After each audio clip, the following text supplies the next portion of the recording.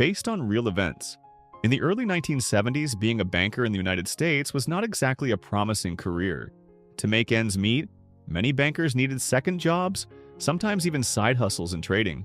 But all of that was about to change when a banker and entrepreneur named Louis Ranieri came up with an idea known as mortgage-backed securities, or MBS. The concept was simple but powerful. Home loans were turned into financial products that became highly profitable for investment banks. Every monthly payment made by homeowners was no longer just a repayment. It became steady profit for investors. In a short time, bankers who once spent their days quietly inside banks were suddenly living large. Parties, luxury, excess. Louis Ranieri's idea completely transformed the banking world. The trend spread fast. Banks made it easier than ever for people to get home loans, and as more people bought houses, property prices kept climbing. But time passed, and about 30 years later, that same system triggered one of the worst financial crises in American history. Unemployment exploded. Bank debt piled up beyond control. Wall Street collapsed. What looked like innovation in the beginning had turned into a ticking time bomb, all rooted in Louis Ranieri's idea. In 2005, we are introduced to an eccentric company manager named Michael. He is in the middle of pointing out something strange about the massive growth of home loans over the years. Michael may behave oddly, but his intelligence is far above average. He sees patterns and opportunities that most people completely overlook. Michael asks his staff to pull data from the top 20 mortgage bond sales so he can analyze them. Elsewhere, we meet an investor named Mark. He is furious about how banks are handing out home loans so easily that many borrowers are now falling behind on payments. Yes, more people own homes, but at the same time, their debt keeps growing and banks keep profiting from it. The next day, Michael receives the borrower data, and it shocks him. A huge number of homeowners are already behind on their payments. In fact, the American housing market is now dominated by borrowers who are failing to pay. That is when Michael gets an idea. He sees a chance to make a massive move by betting against the property market through mortgage bonds. This is where the bet begins. This is the big short. Soon after, Michael contacts his investment partner, Silas. He explains what he has discovered. Banks have been issuing subprime adjustable rate mortgages, home loans with almost no requirements at all. This allows nearly anyone to buy a house, even though the risk of default is extremely high. Michael sees the danger clearly. When borrowers start failing in large numbers, banks will repossess homes, bond values will collapse, and the entire system will crack. He wants to act before that happens. Michael keeps trying to convince Silas, but the idea sounds unclear and dangerously risky. Silas refuses to invest. After being rejected outright, Michael decides to look for a bank willing to turn his idea into reality. It's only a matter of time before someone else sees this investment. We have to act now. How do you know the bonds are worthless? I don't think that they even know what they've made. The housing market is propped up on these bad loans. It's a time bomb. The very next day, Michael walks into one of the most powerful investment banks in the world, Goldman Sachs. Once again, he explains the looming risk of mass defaults and says the time has come to make a move. The bankers welcome the idea without hesitation. What shocks them even more is the amount. Michael buys mortgage bonds worth $100 million, far above the usual $5 million. The bankers agreed to Michael's purchase, a deal known as a credit default swap, or CDS. In simple terms, a CDS worked like insurance for mortgage bonds. If those bonds collapsed because too many borrowers defaulted, the bank would have to pay Michael. But if the housing market kept rising and mortgages continued to grow, Michael would be the one paying monthly premiums to the bank. The bankers laughed it off. To them, it looked like Michael was handing over free money because they were convinced the property market would only keep going up. From there, Michael went to another bank and bought even more bonds, this time worth $200 million. The bankers could not believe it. They thought Michael had lost his mind, or that he must be unbelievably rich to willingly pay such massive premiums. That night, the bank threw a party celebrating what felt like an easy flood of money from Michael. This caught the attention of a mortgage bond salesman named Burry, who became curious about what Michael was really doing and wanted to dig deeper. A few days later, Michael was contacted by Silas, who openly thought he was insane after learning that Michael had now bought a total of $1.3 billion in bonds. But Michael remained confident. He trusted his analysis completely and believed that a massive banking collapse was inevitable once homeowners began defaulting in large numbers. Michael's decision angered many of the company's investors. To them, he looked stubborn and reckless, making huge decisions on his own. Meanwhile, Mark received word that someone was offering property bonds backed by CDS, and that person was Burry. The news shocked Mark's team and immediately sparked their curiosity. They wanted to meet him. Not long after, Mark met with Burry. During the meeting, Burry claimed that several parties were already interested in his CDS offer. In reality, he had no clients at all. The idea sounded too absurd for most investors. Still, Burry continued pushing his case, explaining that the deal could be incredibly profitable because banks were handing out home loans far too easily. At first, Mark's team did not believe him. The idea that banks could collapse sounded extreme. But Burry himself was a banker, and he kept insisting that the danger was real. Banks were ignoring the growing number of borrowers who were already failing to pay their mortgages. The highest level AAAs getting paid first, the lowest rated Bs getting paid last, taking on defaults first. Now, obviously, if you're buying Bs, you can make more money, but they're a little risky. Sometimes they fail. So mortgage bonds are dog shit. CDOs are dog shit wrapped in cat shit. Yeah, that's right. Okay. Institutions treat these CDOs like they're as solid as treasury bonds, and they're going to zero. A's, 0. B's, 0. Double B's, 0. Triple B's, 0.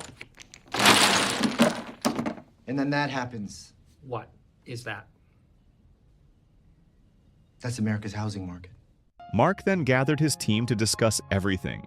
Burry's explanation started to make sense. Mark, who had been skeptical at first, began to believe that a financial crisis was possible if mortgage defaults kept rising. Still, before committing to anything, Mark decided to investigate the situation himself. At the same time, we are introduced to two young traders, Charlie and Jamie.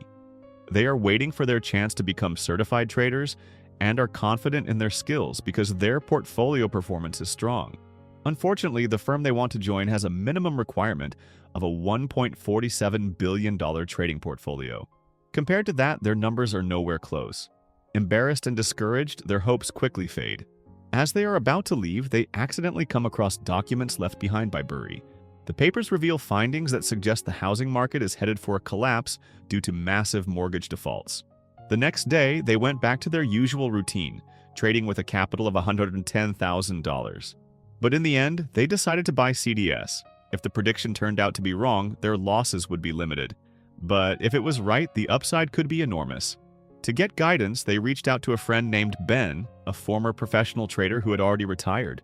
Even after making a fortune in the markets, Ben believed the entire system was fundamentally broken. In his view, it was not just finance that was at risk, but the collapse of many systems people depended on. At the same time, Mark's team began visiting housing developments to verify Burry's analysis. What they found was alarming. Many borrowers were already behind on payments. Some mortgages had been transferred to other names, and there were even loans approved under the names of pets. Somehow, the banks had still signed off on them. As they kept digging, the picture became even clearer. Many homes were completely abandoned because the owners could no longer pay. Some neighborhoods were so empty and neglected that swimming pools were left unattended for months. It's weird. You didn't even clean out the cat litter.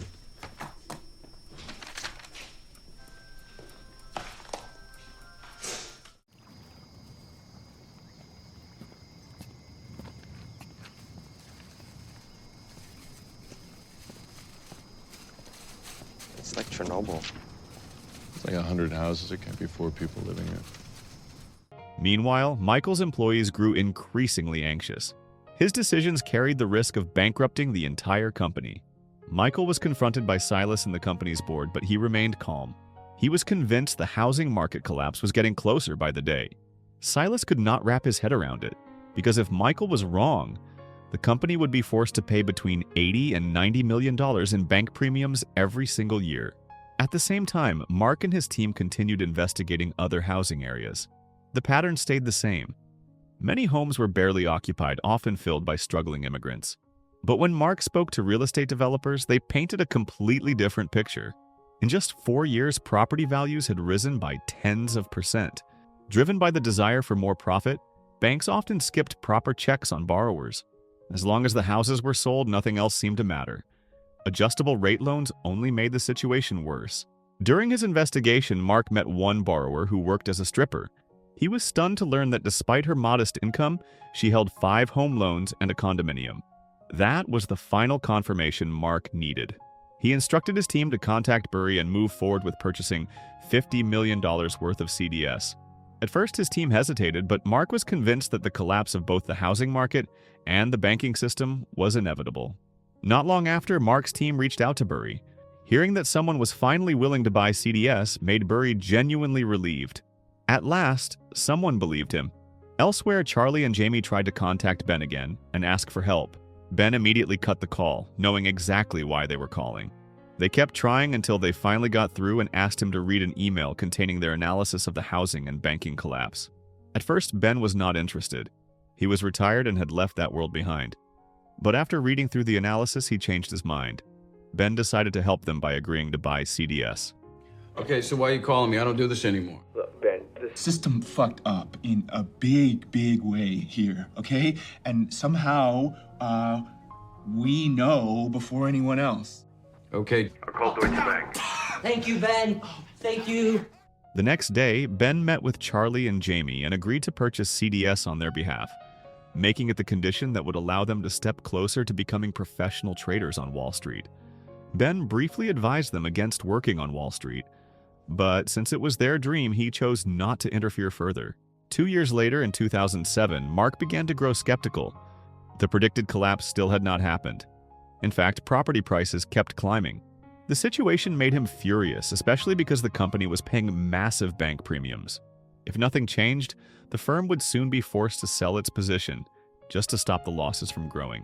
Still, Mark pleaded with the company's board to wait a little longer. He asked for patience, convinced that the moment had simply not arrived yet.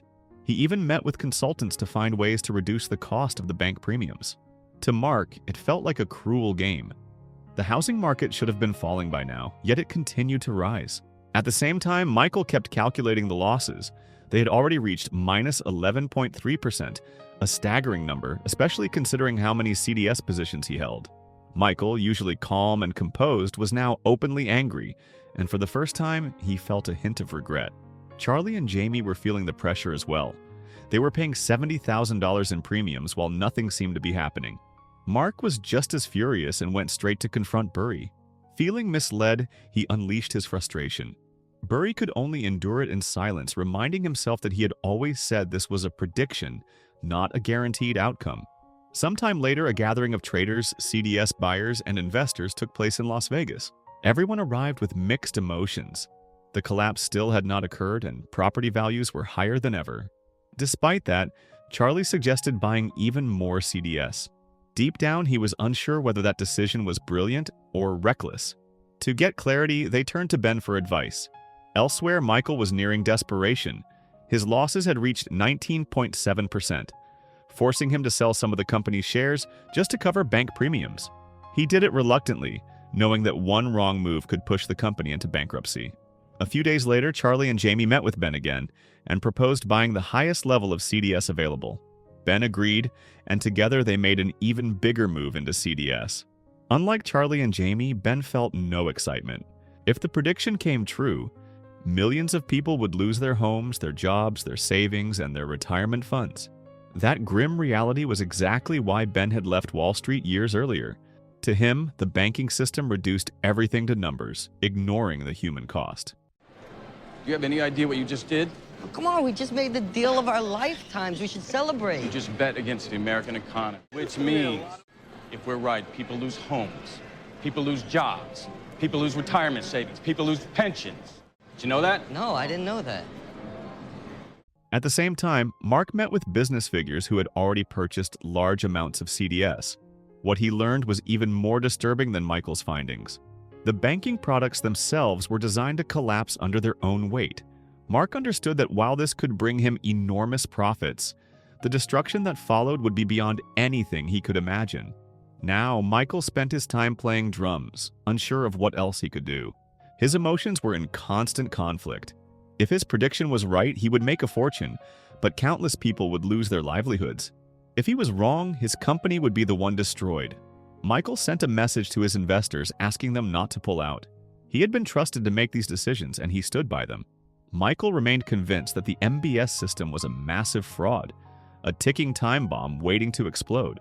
In April 2007, the ticking time bomb finally showed its first sparks. One of the major mortgage insurance banks declared bankruptcy. Charlie and Jamie realized this was the terrifying moment they had been waiting for. Just like Michael and Mark, they were immediately pressured by investors to sell the CDS they had bought.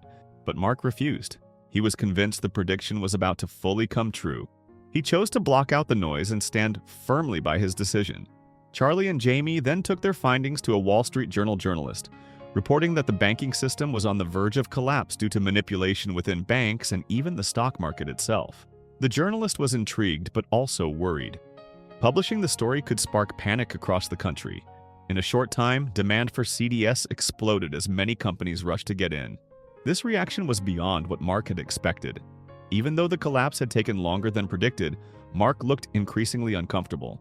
It felt like they were profiting in the middle of a disaster that would devastate millions of lives. Around the same time, Michael was contacted by banks wanting to discuss profit arrangements. They were beginning to realize that what Michael had warned about years earlier was now becoming reality. Michael felt deeply conflicted, caught in the same moral dilemma that Mark was facing. Soon after, Mark was called in by his company's board. They had received reports that several banks tied to Mark's CDS positions were already suffering major losses. This confirmed that Mark's decision had been correct, and that the company stood to gain enormous profits. Still, the dilemma remained. If the banking system collapsed, the damage would be real, and nearly 1 million people could lose their homes. What's your exposure, 3 billion? Please don't tell me it's more than 4. I can't answer that. Kathy, you bring me in to tell me everything's fine, and everything's not fine. The long exposure is 15 billion. 1 year later, in March 2008, bankers and investors held a closed-door meeting to discuss the future of the financial system. During the meeting, shock spread through the room as they learned that many banks had lost more than 50% of their stock value. Not long after that, the predicted collapse finally arrived. Massive layoffs followed. Wall Street itself fell. Watching it all unfold, Charlie and Jamie felt no joy. They could only feel sorrow, knowing that millions would soon be unemployed and homeless. Even though Mark made a fortune from his CDS positions, he felt no happiness. The economic system had collapsed around him. Michael felt the same way. Eventually, he chose to shut down his firm and distribute the profits to his investors. Michael calculated that his returns reached 489%, with total profits of $2.69 billion.